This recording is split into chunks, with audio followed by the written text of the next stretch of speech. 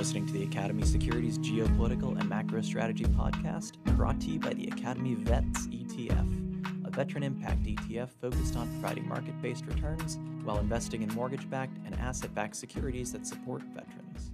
VETS, with a Z, invests in residential mortgage loans to active duty service members and veterans, as well as loans to veteran-owned small businesses. To learn more, please visit academyetfs.com or contact your broker. The Academy VETS ETF is offered by Academy Asset Management, the asset management affiliate of Academy Securities, a registered broker-dealer. This episode was recorded on April 23rd, 2026. Brett Lowry is the moderator for today's episode, introducing the panel and leading the discussion. Welcome to our latest Academy Securities Geopolitical and Macro Strategy podcast.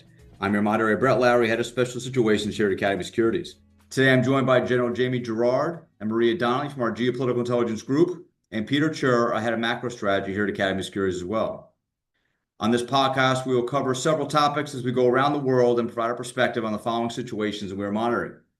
First, we will provide an update on the ceasefire with Iran and the proposed talks in Islamabad. Iran is dealing with significant fractures in its leadership structure, and President Trump has decided to extend the ceasefire until Iran can come back to the table with a unified proposal. Meanwhile, the U.S. blockade of Iranian ports continues and now includes the seizure of a dark fleet vessel linked to Iran in the Indian Ocean. We'll also address what comes next for the regime in Cuba following the talks with U.S. officials, the first since 2016. With the oil blockade, the economy is grinding to a halt, leading to a potential collapse. Next, we will provide an update on the Russia-Ukraine war. Hungary recently dropped its opposition to a $106 billion loan from the European Union to Ukraine, most likely clearing the way for the EU to extend the much-needed support to Kyiv. Finally, we address the upcoming China-U.S. summit that was postponed due to the war in Iran. This meeting is now scheduled for mid-May, and many topics will be in the agenda, including the Strait of Hormuz, China's relationship with Iran, Taiwan, and the U.S.-China trade deal. To set the table, I'll now turn over to General Gerard, who recently completed 40 years of service, culminating as the Deputy Commanding General for U.S. Army Pacific. So I'll pass it to you. Hey, Brett, thank you, and good morning to everybody. And it's looking forward to participating in this. But the first question, we're talking about Iran, but it is interesting to me that we're going to end when we talk about the China-U.S. summit. But really, everything around the world impacts that relationship. And so everything else we're going to talk about in some way or form may potentially be covered with the agenda in China. We'll see. First, I would start off, a couple of days ago, I saw an article from 2006 by Henry Kissinger on Iran.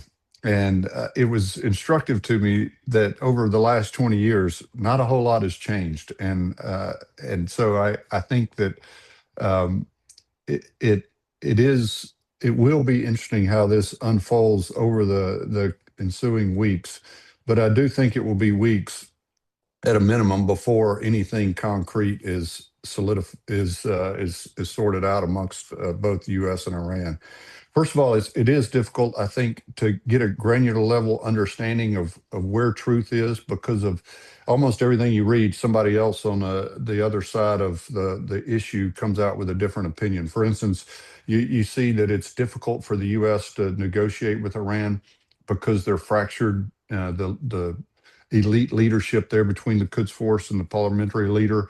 There's others that say, well, actually, all the pressure that the U.S. and the international community is putting on them is coalescing that unity and making them even more resistant to find a solution with the U.S. And so it is difficult to see. I do think that the president wants a solution. He does not want to start fighting again and start shooting again. And I think that he will do everything he can to get to a solution as quickly as possible. The problem will be the two big pieces that the U.S. continues to talk about, which is stopping the nuclear program and removing all the uranium from Iran. It appears that that's going to be very difficult for the Iranian leadership to agree to, but that seems to be a very strong position from the United States. And so we'll see how long it actually takes for us to sort this out. I do think that there is there is some significant economic strain on Iran by the U.S. blockade. There are other reports that say that there are ships getting out, and so it will to be determined about how long that's going to take. It is interesting to me that with all of the successes that the U.S. has talked about militarily, that they still do possess at least a limited capability in their Navy to uh, uh, as they showed over the last 48 hours to shoot, engage, and influence ships to not pass through the strait. And so, how much of the military capability that they have left is really a question that I don't think has been answered clearly, to include their missiles and drones. And so where we go from here, I think the U.S. will continue to hold out and push for talks. And I think the president believes that talks are good, and that as long as we're talking, he has the upper hand. And so I hope that continues to be true.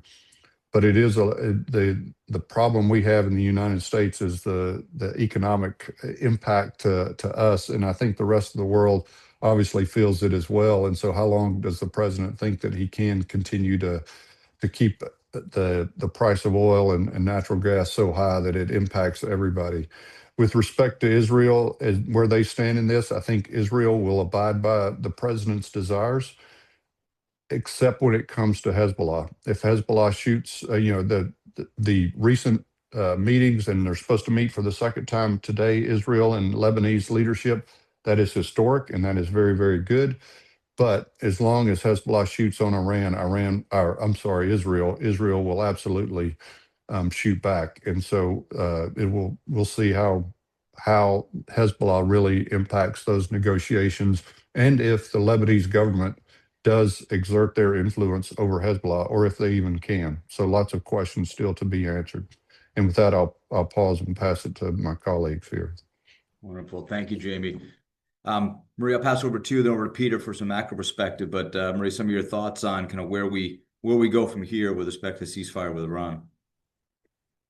Thanks, Brett. I think that General Gerard hit it on the head in that our big limiting factor is the economic pain. And with the report coming out that demining might take as long as 6 months, the later it starts, the later it ends. And so I'm very skeptical that they'll be able to kind of just reopen the strait and get everything started moving quickly.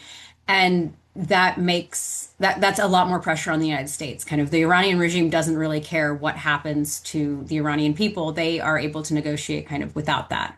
I think the other thing is that we just don't know necessarily who is making decisions in Iran. And so without that, I question who they're negotiating with for what. Kind of what will give the president an answer that is sufficient to either end military operations or otherwise to kind of end the ceasefire and restart military operations. I don't think that we necessarily have a very clear answer on that. And I think that might be part of why anything is difficult for the Iranians to agree on, because even if there are elements within the Iranian kind of what is left of the Iranian regime or leadership right now that would agree, potentially there's going to be others who are more hardline. I think we've been seeing some of these tensions. We're seeing kind of IRGC against more political leadership, kind of very similar to what we've always seen in the past. And in the meantime, kind of the economic pain, again, both in the United States and abroad, is going to continue. I think the Lebanese ceasefire might also be kind of a forcing function, because while Israel will probably abide by the desires of the United States, like General Gerard said, if Hezbollah attacks Israel and that sparks up again, I think that Iran might move to then attack Israel as well. We don't know. This is all speculation.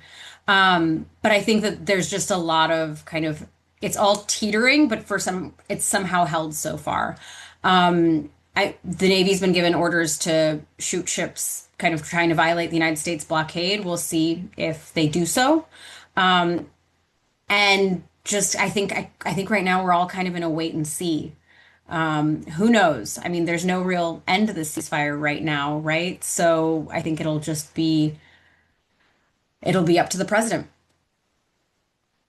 Thank you, Maria.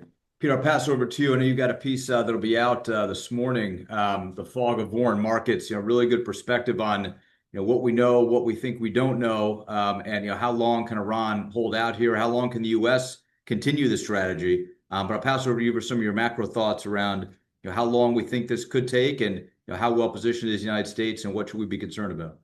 Yeah, I feel when we're talking to our geopolitical intelligence group, the one question that keeps kind of coming up is we don't really know how many weapons they have left, where they are, what they could pull out. And I think there is a reluctance on our part to potentially expend a lot more weapons, given we've reduced our stockpile a fair bit. I think we're taking steps to, fix that. A couple of our generals have mentioned we're now providing 7-year contracts instead of 1 to 2 year contracts to encourage not just the rapid production of missiles, et cetera, but to build out the factories required to get that production ramped up for years to come.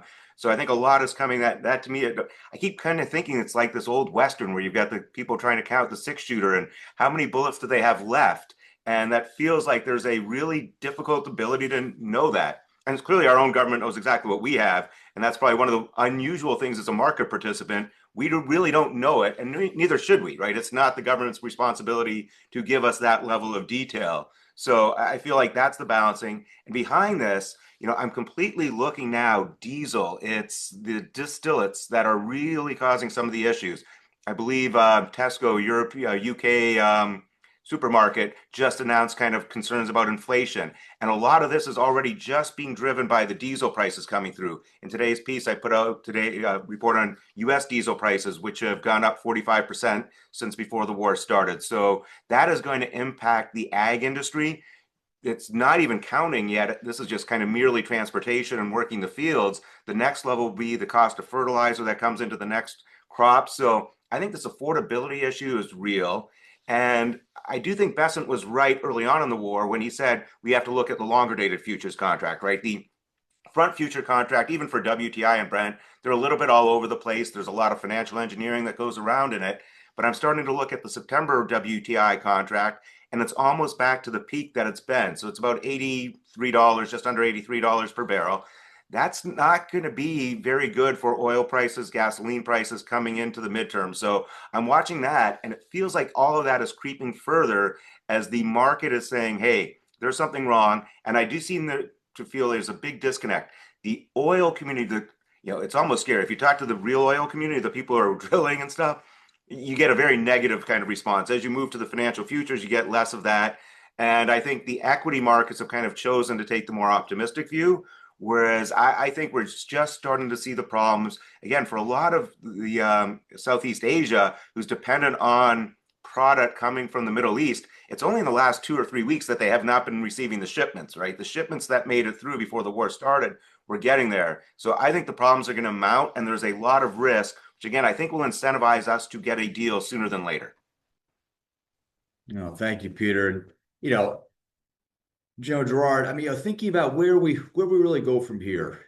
The pressure points that we're putting them economically, are obviously going to be very clear. The question is going to be how long will that take to have a significant impact? We know that talks with Iran, to get to any kind of resolution, from a decade ago, it took 18 months to 2 years. So even in again, different situation back then, they weren't under attack for 6 weeks, degrading their military and putting them in a position where, we're trying to encourage a deal sooner rather than later. But, our options here, if this goes on for a couple more weeks, where the waffling continues, they can't get to a unified proposal, or even if they do come back to the proposal, it's still unacceptable to the United States. The options that the United States has from here, one, we could go back to war and continue hitting targets. But the target set from the first 6 weeks of this conflict has been, predominantly run through. So now we're left with the option of saying, do we want to go after critical infrastructure, energy facilities, Carg Island, power plants, things that will really have a significant bite on the Iranian people. I still don't believe we really want to do that. But, General, I'll pass you to give us your perspective on, what we think the next 2 weeks takes us if they don't come back to the table and we're still without a deal. How far do we take this, do you think? That's the $60 million question, Brett. And I think that, it is interesting to me. And I reflect back on that piece by Henry Kissinger but the strategic outcome and really the long term, in military speak, we talk about tactical, operational, and strategic, but really we're talking about long term and short term benefits. And, you know, the problem if we take a short term out without achieving our objectives is that we will potentially be doing this same thing again in 3 to 4 to 5 years. And so are we willing, but the long-term gain to be realized will cost a significant amount in the short term. And are we willing as a nation, as a world, to be okay with that short-term cost so that we can have a more stable world order at the end of this? And I think everybody appreciates that Iran with a nuclear weapon is not a good place to be. And so that's really the decisions I think weighing on the president, and it's difficult because politically this is it's not a we're not the current administration is not in a tenable position as we move toward the midterm elections, and so they've got to try to do something to get this thing resolved, but there are no easy answers because you mentioned 2 weeks. Um, I think that Iran will be very comfortable with the status quo for several weeks, not just 2 weeks, several weeks. And is the options that the president have are not good. It's either continue doing what we're doing or escalate. And he doesn't have a whole lot of world opinion that supports escalation, which is somewhat ironic because everybody would benefit from us solving this in a outcome that benefits the world, vice benefits Iran. Um, but he doesn't have a lot of support, and so it will be to be determined if he decides to escalate. I would, escalation could take a couple of different lines. One, it could just be focusing on targeting infrastructure, like you talked about, which I think will probably be what happens because that's the less intrusive and the less cost militarily for the United States when it comes to if we put boots on the ground, then that is potentially going to increase the casualties that we've incurred, and that's going to make it even more unfavorable with the American population. And so I think it will take the view of critical infrastructure, but even that, when he talks about it, bridges and power plants and other oil refineries, that's not meeting a whole lot of. I mean, there's a lot of people around the world that are coming out saying, "Hey, those are war crimes." And so it's not a whole lot of good options here, but I think it would look a lot more like targeted strikes on critical infrastructure than boots on the ground. Although the U.S. does have a great special operations capability, they showed their worth in Venezuela, and there could be the option to send in a significant size force to bring out uranium, but that is not a quick effort. That's going to take some time, and the longer you're on the ground, the higher the risk. And so it's a lot of risk decisions to be made by the administration if they choose to go that option. So hopefully that helps. Thank you, Well, sir. and if I can That's a jump in on reasonable that, question. I mean, Good. we talked about that last month, which is that the Venezuela example was so successful that it may have made the kind of decision makers in the administration maybe overconfident, because while our military is able to do incredible things, kind of otherwise unimaginable things, they might not be really considering the risks and downsides and everything that can go wrong in something like this. So how eager they are to deploy ground forces, I think, remains an open question. But I think Venezuela may have made them overconfident in not necessarily in the capabilities of our military, but what our military can do on very short notice in a very complicated environment. No, thank you, Maria. Peter, I'll pass it over to you for some of your thoughts before we switch gears here a little bit. But one question to think about as we have continued to narrow the overall objectives. I mean, the military objectives taken care of. The 6 weeks of aerial bombardment have significantly rolled back and degraded the Iranian military capability. But as we look at what the underlying key objective is going to be here in the next phase of the Islamabad talks, it's the nuclear program. The concept of supported proxies has faded away. The concept of ballistic missile capability and production, though it's been degraded, they still have hundreds of ballistic missiles and thousands of drones. So their offensive capability is not zero, and it will never become zero. So that looks like that's slowly being taken off the table. The Strait of Hormuz is clearly a big deal. That's why we're blockading the Iranian ports. But the bottom line here is going to be the Iranian nuclear program. What are your thoughts on if we narrow the scope and literally just point to that for a continued agreement, the enrichment of uranium, giving back the enriched uranium that they already have? What do you think the probability is at a high level around Iran agreeing to something in the near term if it's just focused around the nuclear program? I'll start with, I think, what General Gerard said, and it is, I think one of the detriments of U.S. policy for decades has been kick the can. Like, it feels like we never quite finish anything. It's even with China, we kind of succumb to one country, two systems, which was awkward and has now led to kind of Hong Kong being folded in. You've got Kaliningrad, which seems like a weird place on the other side of the Baltics to leave in place. So I feel like we're always willing to kind of compromise, and that the best thing would be to go through and push this to completion. I don't think we did a good job selling this to the American people. We did not do a good job selling this to the world. And I don't know how easy it is to retrospectively sell it, especially given some of the language we've used towards potential allies and things like that. But I still think the best outcome would be to kind of prosecute this to the end, to really ensure that that nuclear material is gone. It's everything about Iran tells me that if we don't really finish this, they will surreptitiously be back on target to do nuclear weapons. And I do believe, unfortunately, that the whole world has been learning. I wanted to do a semi-facetious diagram, a Venn diagram of countries we pick on and countries that have nuclear weapons, and show that there's almost no overlap.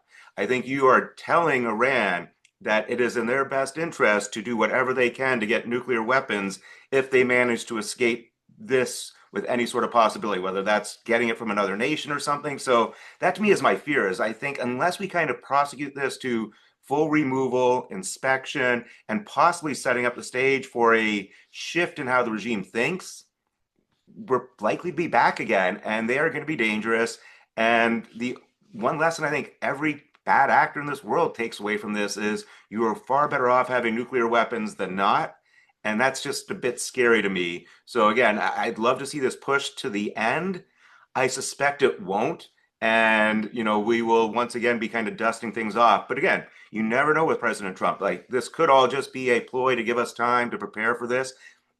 And you have to believe at least that there are parts of the Iranian leadership structure somewhere within that country who would like some sort of deal and to move past, the war with the evil Satanists and move on to something better. So maybe somehow we can find that, which would be encouraging. But I think anything that's kind of left in negotiations, even inspections, we're probably back dealing with this again in the not too distant future. Yeah, no, Peter, I agree. I agree with all you guys here. Moving on a little bit as we talk about our hemisphere and we revisit Cuba. Talks this last couple of weeks for the first time in a decade with respect to the U.S. and Cuba. But General, I'll pass to you for a little bit of your perspective on currently have a blockade, though we have let some fuel in because the economy in Cuba is starting to, significantly erode. And, we are reaching a point of potential critical time where we're going to have to either continue the talks to make some changes in the regime to ease up some sanctions. Again, I don't think that happens tomorrow, but I think it's coming soon. But General, I'll pass to you for some of your thoughts on our strategy with Cuba and where we think we go in the next few months from here. Hey, thanks, Brett. Just one final thought on Iran. I agree with everything Maria and Peter said. I do hope, and I'm probably Pollyannish in this viewpoint, but I do hope that our negotiations are telling whoever they're talking to that, hey, you got two choices. One, you can get rid of your nuclear weapons and you can remain in power, or else you're not going to be in power. And if we can get that into their mindset, then maybe there is an option to end this thing sooner or later and get rid of the nuclear weapons and let them keep doing what they're doing. So we'll see. With respect to Cuba, it will be interesting. I go back to my first point that I made with respect to China and U.S. relationship, and how much everything. One of the things that I'm not close to any senior leaders in the administration, so it is interesting to me to watch as the world events unfold, and are we is the administration, and Peter alluded to it earlier, usually we make short-term decisions. Every administration does, and because that is what is politically uh, helpful to them. And so are we doing that now, or do we have a longer term in view? And that brings us back to Cuba. Are we taking actions in Cuba because of U.S. interest, or are we doing that short-term interest, or are we doing it because of the long-term interest around the world, and really specific to China and Russia? And so it will be interesting to see the timing of this, and we'll talk about the proposed summit in May at the end, but I do think that we are on a track to hopefully create change in Cuba. Militarily, it is a much easier problem than it is with Iran or with Russia or China for that matter. But it's an island. It's close to us.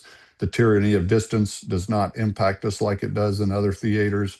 And I think the current Southcom commander, Frank Donovan, understood his mandate when he was put in charge, and I think he is preparing Southcom. They just created a new unit in Southcom and an autonomous command. I'm interested to understand all that entails. I think, like all things new in the military, some things are not necessarily defined at the outset, and so I think that will um, evolve over time. But I do think he is preparing Southcom to be on a more wartime footing than it has previously, and will be prepared for whatever the president asks them to execute, whether it's Cuba or anywhere in South America. And so I think the military is prepared to do whatever the president asks. I don't know that anybody is thinking that an invasion or a military takeover of Cuba is in the cards. I don't think that's true. I think that it can be used to inflict continued economic strain on the economy, which is not in a good place and getting worse. And so I think that the military arm will just be a supporting effort in whatever happens in Cuba in the near future, especially with everything else we have going on around the world. But I would like to think that they are in a less definitive position than, say, Iran leadership is right now. They just don't have a whole lot of options, and they really need help. And no, we're preventing folks from giving them help unless it's on our terms. And so I would like to think that we can implement change here in Cuba in a positive way, especially for the people of Cuba at least in the next 6 or 12 months. Hopefully that helps, and I'll pass it to my colleagues here. Yeah, well, thank you, sir. We're going to pass over to you with some of your thoughts on where we go next year with Cuba in the near term. So I think everyone in the administration at least hopes that Cuba is not going to be an indicator for how Iran's going to go, at least in terms of the blockade, because we had announced that we were blockading Cuba and then decided to let Russian oil tankers through, while they have not fixed the humanitarian crisis on the island, they have certainly kind of given a lifeline to the regime right now. I mean, I think that all of this, like General Gerard said, is interconnected, because we know that, say, Cuba is sending fighters to Ukraine to support Russia. We know that the Russians are supporting the Iranians with targeting, and all of it really is connected. But Cuba seems to be signaling that they are willing to start moving. I mean, they don't really have a lot of bargaining chips at this point, but they've started releasing some prisoners. We know that kind of there's been a higher level dialogue right now than there has been since 2016.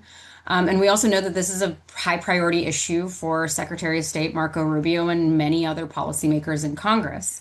So I think that all of the pieces are there to have kind of maybe movement in a much more successful way than on Iran. It's also, I think that China and Russia both understand that Cuba is going to be something where we hold a lot more chips and are probably willing to do a lot more, given that it is right in our backyard and given that's something that this administration has said is a priority. So I think that this is one where I'm probably a little more hopeful, notwithstanding the fate of that blockade. The Russians have said they're going to continue sending oil, but we're going to see if that is also affected by the closing of the strait. So I think I don't know what the end game is for us. Is it regime change because we're going to pursue that apparently everywhere around the world, or is it kind of going back more to the Obama era thaw? I don't think that anyone in this administration would like to hear kind of the new normal, whatever that may be characterized as, going back to an Obama era anything. So, what do they want that to look like? In the meantime, the humanitarian situation is going to continue to deteriorate, even with Russian oil tankers arriving. The situation is pretty dire, and that's not going to be a good look for absolutely anyone, the United States, the Cuban government, or Russia, if there is a large scale humanitarian disaster on the island. So I think like with everything else, let's wait and see. But I think that this one, there might actually be kind of a more hopeful short term outlook. At least I think than on Iran. Yeah, thank you, Maria. Peter, I'll pass it over to you with some of your thoughts on Cuba as well. Yeah, no, it feels like it would be good for the people of Cuba. It feels like Russia is kind of out of, touch a little bit. The distance is not going to help them. They've got their own set of problems. It seems like there should be kind of a path forward that could make this fairly easy. And again, I kind of look at this. Cuba seems always a very unique kind of U.S. perspective. The rest of the world kind of travels to and from Cuba a little bit easier. And as much as we spend time on Cuba, I think their GDP is about 100 billion. The state of Connecticut, where I live, is like 350 billion. No one cares. We don't talk about Connecticut as much as we talk about Cuba. And so, for a grand macro scheme, I think there's some good things. I think it could be really interesting for the people of Cuba. I think the country would do far, far better 5, 10 years down the road, being kind of incorporated somehow or being much more closely aligned with the U.S. But I don't feel like this is a big mover. It's not going to have the consequence of Russia, Ukraine, or what we're seeing in Iran. It's to a large, from a macro standpoint, it's probably a non-event. And I think the only thing that bad could happen is that we somehow let the humanitarian side deteriorate to the point that we look really bad. But there should be a possible outcome on this. But again, it seems relatively unique to the U.S., the focus on Cuba versus everything else that's going on. Thank you, Peter. Shifting gears a little bit, just to give a quick update on the war between Russia and Ukraine. Recently, the obstacle has been removed with respect to the providing of $106 billion in a form of a loan to Ukraine by the EU.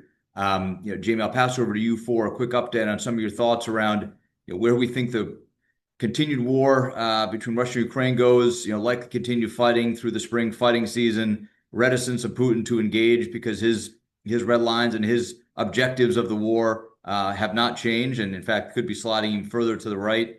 But some of your thoughts on the latest, and we'll go around the horn from there. Hey, thanks, Brett. And just one more comment on Cuba as it relates to Russia from Peter's comments. While I agree it's not necessarily a huge significant issue, I think it might be from the perspective of Russia. If they were to lose that influence at a location very close to the United States, that could be significant. But I hadn't thought deeply enough about it to understand where Putin's calculus is in that, because there's not a whole lot he can do about it right now. But I do think it would definitely be a mark on his leadership to lose such a close ally this close to the U.S. coast. With respect to Russia and Ukraine, I think I've always hoped that Ukraine would pull this thing out, but I've also been very pessimistic that would ever happen because of the mass and scale that Russia can bring to bear on the problem. However, if I were to say where's the trajectory is headed right now, I'd say Ukraine's got a little bit of a advantage. Just you mentioned the money that's being released by the European Union. That is going to help. Zelensky has personally gained a little bit of credibility in the Middle East with his assistance to the Gulf nations and to the U.S. We just it was open source yesterday that we just incorporated some of their technology to some of our bases in Saudi Arabia that they've used and developed to a very high level of drone defense in Ukraine. And so his credibility is on the increase, I think, around the world. And then, he's coming out and really pushing for face-to-face talks with Putin, which I think the president is going to like and is going to support. Do I think Putin will acquiesce? No. In my opinion, there's no reason for him to. The only thing that would do is lose face, and so I think he will continue to double down on his position and continue to throw conscripts at the problem, but they have not had a successful spring. I think it goes back to the Starlink um, advantage that Ukraine threw at them, but they are not having a successful spring. They have not. They continue to overstate their successes on the battlefield, while everybody else around the world understands that they're false.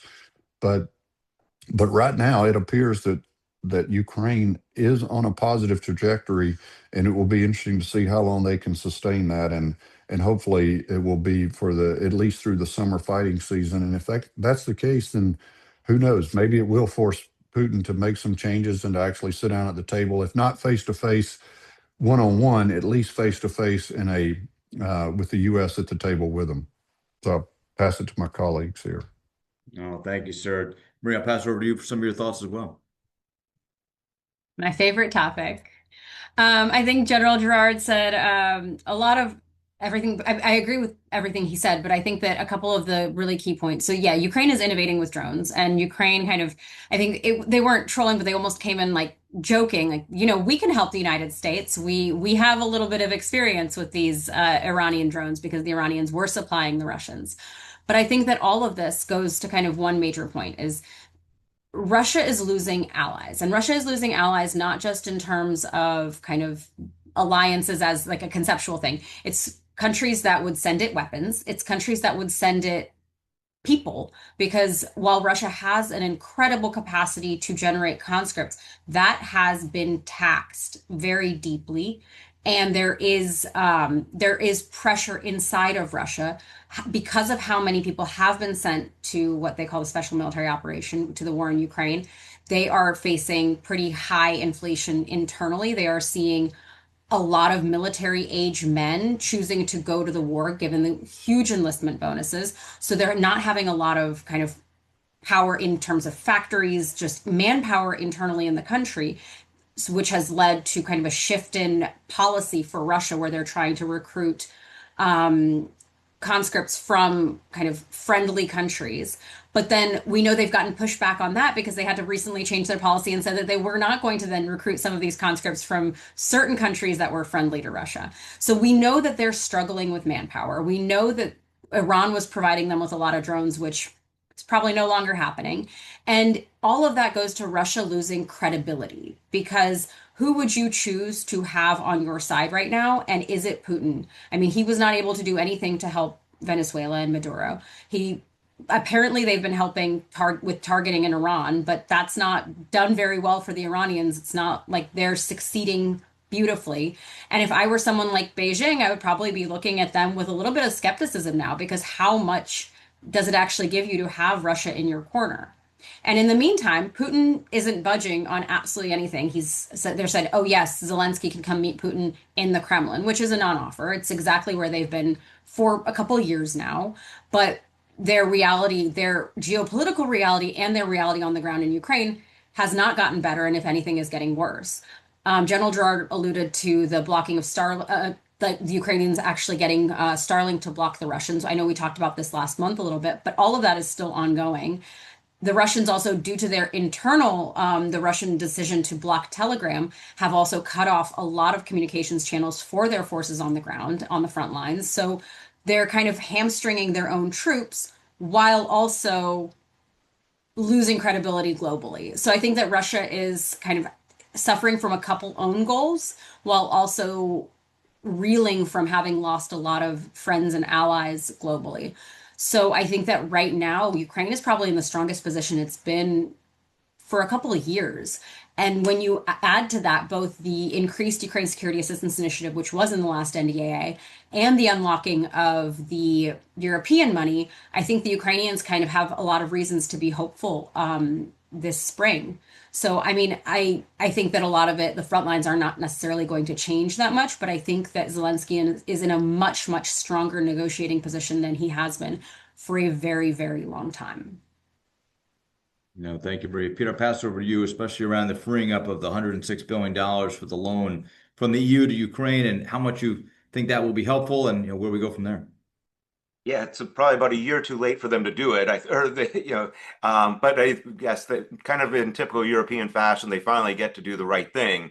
So they're doing it. What'll be interesting is how willing we are to sell weapons to them at this time and not just given our own need for weaponry. So they might have to be a little bit more dependent on European military systems to, kind of grow that. Having said that, I think the two things that have been most encouraging to me has been that they've established factories, I guess, with the UK to make drones in the UK so they can make these maybe a little bit more aggressively faster. And it sounds like they're in some sort of talks with some sort of deal with the Gulf states to provide maybe drone and work with them. So all of a sudden, you see that they're really taking advantage of that kind of drone technology they've been working on. And if they can really start getting some capital into it and maybe production facilities outside of Ukraine, far outside of Russia's reach, they could maybe turn this war around 6 months down the road where they are actually outproducing Russia, right? Russia's been on this kind of wartime footing. I think, unfortunately, Russia's been helped by relieving the sanctions on them. So they've been able to sell more oil at better prices, which has not helped the situation. But I do like that Ukraine seems to be trying to get integrated a little bit more into the global economy and using kind of their drones as their leading edge. So that could play a big factor. So that part is very encouraging. And I think this is much more balanced than it feels like if Ukraine can make it through the spring offensive season, they should be in better shape kind of as time goes on, given how they're integrating. And unfortunately, it does seem like the US is less involved on either side. I think it would have been great to see the US more directly involved. And we may have time again. I think, as we all know, the president is very hands-on and Iran is taking all his time. So maybe he can get back to something here and push Putin a little bit back too. No, thank you, Peter. Last topic for today, shifting gears a little bit and talking about China and the upcoming U.S.-China summit that was postponed due to the war in Iran, but now looks like it will be held in mid-May, the 14th, 15th were the target dates. General, pass over to you for some of your thoughts on what do we think some of the key agenda items will be? How intertwined will the Iran conflict be in those discussions, including the Strait of Hormuz? And obviously the topic of Taiwan will come up in addition to others. But obviously the trade deal being the biggest thing that the U.S. can hopefully walk away with, because I think both countries do need that. But General, I'll pass to you for some of your thoughts, and we'll take it on the horn from there.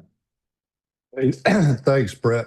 I think that my first thought is I'm glad I'm not in the administration trying to set the agenda for this summit, because I bet it changes every other day. And there's probably a list of about a dozen or so topics, and they just rotate every other day on priority focus for communicating with the Chinese. That all of these events are scripted for the most part well beforehand. Although I don't know that President Trump is ever scripted. So it will be very interesting as time goes on. First of all, I don't know that the president is focused on making this thing happen as quickly as China would like it to happen. He's already postponed it once. I'm not sure it would be just fine to postpone it again if we continue to where we are and we don't have a lot of resolution with Iran here over the next several weeks. Potentially it does get pushed to the right again, and I don't think the president would mind that. As far as what topics there would be discussed, again, I think the priorities are shifting every week. There's a summit going on in Austin right now to talk about the United States and our how we are thinking about China and how we are competing with China, whether it's the race to the moon, AI superiority, um, a whole host of industry, a whole host of things that, a lot of that influences the tariffs and that discussion with China, which, you can't imagine a summit that's not going to talk about our trade relations. And so I think that will be there. But Taiwan will obviously be it should be a topic. The question is, will it? With everything else going on around the world, with Ukraine and Russia, with Iran, and the situation in the Middle East, which is obviously defense and security, but it's also economics. And so, how much will they really talk about Taiwan is to be determined.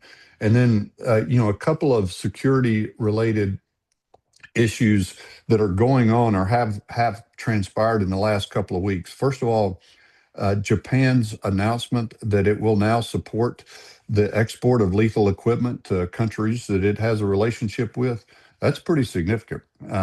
And the tensions with China continue to escalate. China just did a drive-by, maritime drive-by of Okinawa, which didn't help their relationships whatsoever with Japan. And then the efforts of Japan to send part of its defense force to the Philippines for a U.S.-Philippine joint exercise, Balikatan. Japan has done that previously, but they have limited their participation to humanitarian assistance or disaster response. This time, they're not limiting themselves, and they've been very open about their objectives, which is to train for combat. And so that is another significant event, both by the Japanese, but how will that play out in the discussions with China and the United States? And then, Balikatan itself is a significant exercise. The United States has deployed long range fires, brand new Army capabilities over the last couple of years, and not only deployed them for the exercise, but left them on the island, which has been a significant issue with the Chinese. They've talked about it in numerous open forums, and they didn't like it. And so now you have the Japanese that are exercising to train for combat. And so a bunch of stuff going on that obviously pertains to Taiwan. Where is the U.S. and their releasing the ability for Taiwan to buy our equipment? That's still on hold. Everybody, will that stay the status quo until at least after the summit, or if the summit continues to get pushed to the right, will we have pressure to release that funding and allow Taiwan to do that? So all of those are things that are going to impact the relationship there with China. The question is, how much of those will, and then, you got rare earth minerals. I forgot that one, but so many various topics, so many world events that are fighting for the prioritizations to be included in this summit. And I just think it's probably too early to tell, and maybe we won't know until a few weeks out or a couple of weeks out before the administration talks about it. They may not talk about it much at all, and we'll see what happens at the outcome. Thank you, sir. We're going to pass over to you for some of your thoughts around the upcoming summit and potentially push to the right, maybe not, but we'll see where it goes. But any thoughts on the agenda topics as well? I mean, I think the fact that it's changing so fast is exactly that. I think that when it was initially scheduled, we would have all thought that maybe they were talking about tariffs or they were going to talk about anything else. Tariffs, Taiwan, they have a US connected political prisoner in Pastor Jin, and literally anything else. And now I think it's probably going to have to be at least in part about Iran. We know that China would very much not be on the US side there. And I think that for China, they probably view it as a little bit of an opportunity. I mean, China had the largest strategic oil reserves of any country in the world by far, more than double, I think almost maybe more than triple what the United States has. And China's in a much better place in terms of renewable energy sources than the United States or any other country in the world. So I think that that's just inevitably going to have to be a topic of conversation. I don't know what leverage the United States has here, though, at least right now, because of kind of the position we've put ourselves in. So I think I'll echo General Gerard again, but just to say, like, I don't I'm very glad I'm not in the administration having to make decisions about this, because I struggle to see really the leverage that they have right now given Iran. I think that if you take Iran out, there's quite a bit of leverage and quite a few things that we probably could have elevated. I mean, and maybe that Iran just reframes some of them. I mean, China has assisted Iran and Russia both substantially as being the primary method through which they evade sanctions. And I guess now our oil sanctions waiver makes that a little bit of a non-issue, but there's a lot there's a lot of bones to pick. But I think that the overall kind of tenor of the conversation is just shifted now because they are in a stronger position given that it's been delayed. And so I don't know if a further delay would benefit them additionally or would allow us to kind of bring the Iran conflict to a close and kind of rebalance that. And so I think that the trajectory of that will really influence how these conversations happen. I mean, I don't think that anyone's expecting anything kind of very solid out of this. We've also burned through a lot of the weapons that we would need to make a solid argument for defending against or being able to counter China militarily. I think we're seeing that while our military, again, is incredibly, incredibly effective, we cannot be in all places all at the same time. I mean, I think that given the public statements by the president in the wake of 30,000 Iranian civilians being killed, I think he probably would have wanted to strike Iran sooner than he did.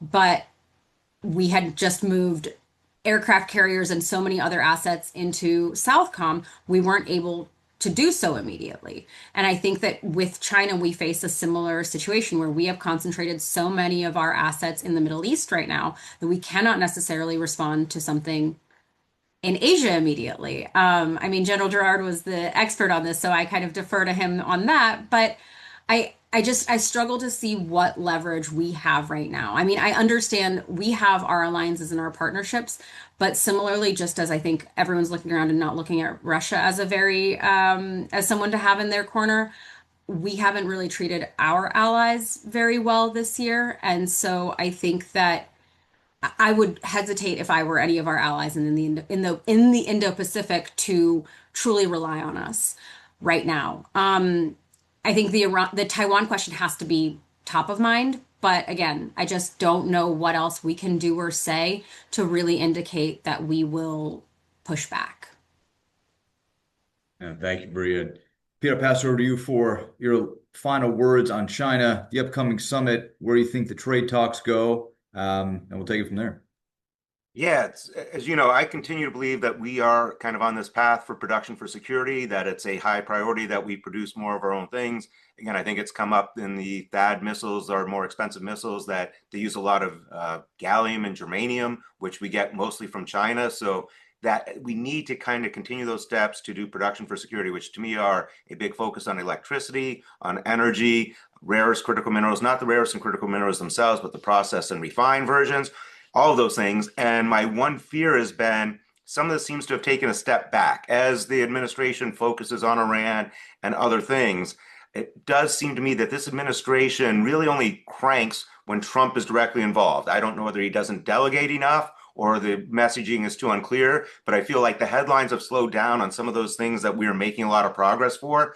I have not heard much about solar, which again, I think is something that we should be incorporating into this, solar battery. So I think we have to continue on that. The flip side of that has been, DeepSeek is out raising some money. Now it's internal to China, getting it from. So to me, the confrontation has been our ability to produce what we need for our own security versus China's ability to ramp up their own data centers, AI, and chip industry, which they're continuing to make progress on. I don't know where we sit on that balance, but that I think we need to continue really aggressively on the production of security, these things for security to really push back on China and have negotiating power.